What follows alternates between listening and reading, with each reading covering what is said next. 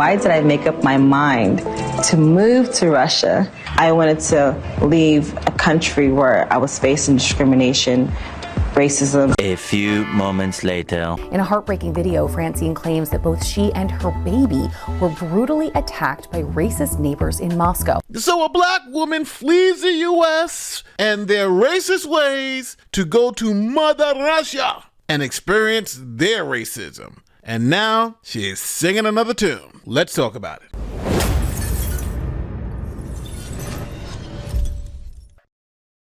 This is Francine Villa. In 2019, Francine went to Russia citing a desire to escape systematic racism here in the United States of America. Francine was featured on Russia Today. They did a documentary, Black in the USSR. Now, this was a pure propaganda piece. Now, this propaganda piece was developed in 2020, right after the George Floyd incident, to kind of make fun of the U.S., say, hey, look how bad it is in the U.S. for minorities, while look how great it is in Russia for minorities. Here are some clips from that documentary, and in this clip, you're going to hear Francine herself explain why, after 2020, she is leaving the United States and going to be living in Russia. Have we overcome all the racial problems from the 1930s? No, not at all. And if you look at the recent events, it's all too frustratingly similar to decades past. There was a situation, I remember like it was yesterday. I asked for help from the police where it was like an emergency. And then I became the victim. I had 3 police officers grab me and just throw me down on the ground. And I had a bruise on my hand, bruise on my arms. I thought they were gonna kill me. I thought they were gonna shoot me. It was by 3 Caucasian officers. It was the worst experience of my life that I probably do not wanna ever live again. I was so shooken because I grew up in a normal Russian Orthodox family.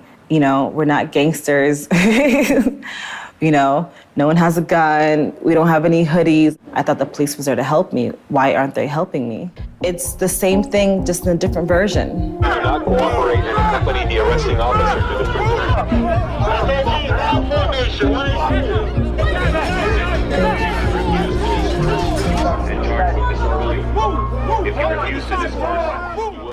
I've been living in Moscow for 1 year exactly.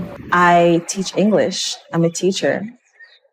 I feel free in living in Russia because in Russia, no matter what time it is, I can walk outside and I'm safe. We're sitting outside the metro in this little benchy area. I remember the police officers, 2 police officers walking towards us. And my heart's beating fast, like boom, boom, boom, boom, boom, boom. Oh, why? Because, you know, living in America, you see police, you're traumatized. And I was like, want to talk, I'm scared. And then she's like, oh, my friend just moved here from America and she's Russian. He's like, really? 5 minutes later, that same police officer comes back with the biggest bouquet of flowers, a stranger, and tells me, welcome to Russia, you belong here. I do belong here. It's a piece of me.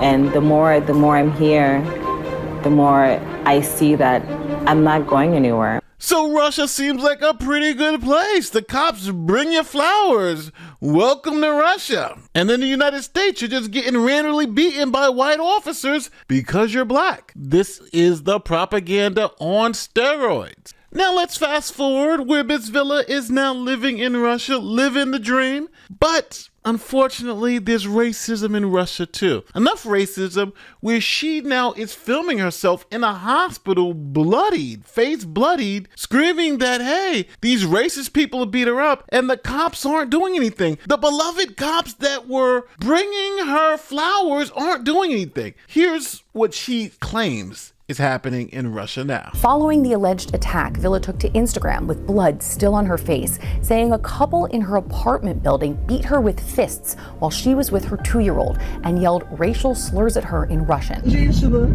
In edited footage shared by Villa of the incident, the couple can be seen arguing with her in the hallway of her building, threatening to throw out her belongings while she was seemingly blocked from entering her own apartment. Вы в России давно живете? Дай мне войти в мою квартиру. Дай мне... Почему вы ко мне на «ты»? Я не могу выйти и входить в свою квартиру. Напугает моего ребенка. Кого? Он пуганный плачет, бедняжка. Да, зайка, ты плачешь, да? Плачешь, зайка? Now, she accuses her neighbors of changing the locks, cutting off the electricity, and even tossing her baby's stroller down the stairs. She also claims her child was left with bruises following the incident. In footage taken from a hospital, Villa can be seen weeping in distress in the aftermath of this alleged attack.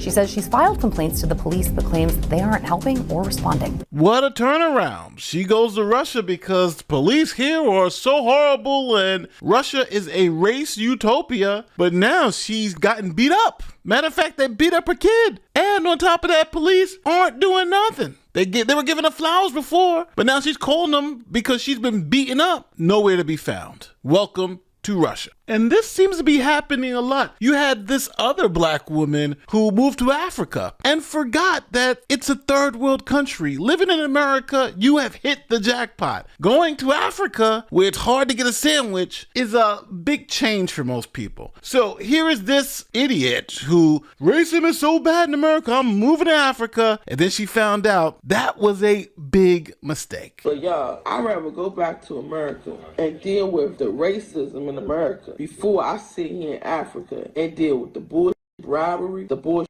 fraud, the bullshit scam, the bullshit too expensive, the bullshit not having no snack, the bullshit not having no food, the bullshit electricity, the bullshit hot water, the bullshit what's that called that be coming down?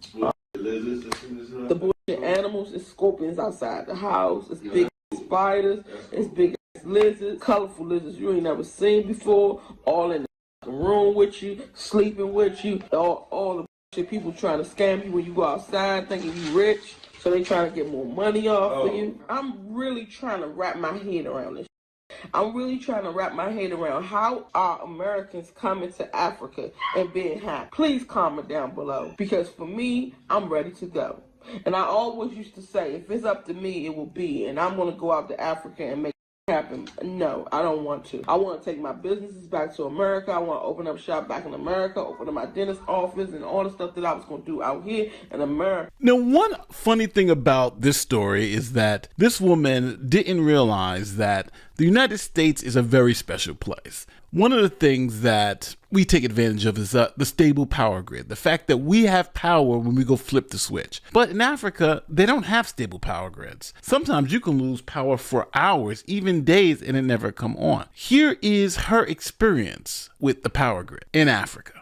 Daddy electricity, and the only time our electricity get cut off is when we don't pay the bill. And we got it so good now, we got prepaid electricity, so if we forget to pay the bill, we put some money on that prepaid thing and it comes right back on in 2 minutes, in less than 2 minutes. This right here didn't come on for 14 hours yesterday. I can't deal. I love the people. Don't get me wrong, when I'm outside, I'm having fun. I love people, but when I come back to reality, when you come back home, home is where the heart is, right? When you come back home, you're supposed to feel comfortable, you're supposed to be happy. I'm not happy. So you know what these two women found out? That America is the last superpower, and they hit the lottery when they became U.S. citizens. Think about it. Millions of people are trying to get in here every year. And the reason why is because they know the opportunity and the money and the lifestyle that you have here in the United States, even as a poor person, is better than you'll have it in most African countries. Now, don't get me wrong. I do understand you want to go back and live off the land, but I think both these women have realized one thing, is that the media lies to you. The media is lying to you about how bad racism. It's not as bad as it was back in the Civil War. It's not as bad as it was in the 30s. We've made a huge amount of progress, and these women have bought into the BS of, hey, we're living in segregated times. No, that's just not true. And now when they went and got a taste of the real world, they're looking to come back on the first thing smoking. The one in Russia, her kids getting beat up. They're so racist out there. They're beating up her kids and the cops ain't doing nothing about it. This other one, she's sleeping with scorpions at night, talking about she can't wait to get home. Reality hit. Reality. Let me know where I'm wrong in the comments section. Say, Nate, you're wrong. I'm moving to Africa and I'm not coming back. I'm going to say so long to you because I'm not going nowhere where it's tough to get a sandwich. Don't forget, like, share, subscribe, do all that great YouTube stuff. My name is Nate the Lawyer. I'm out.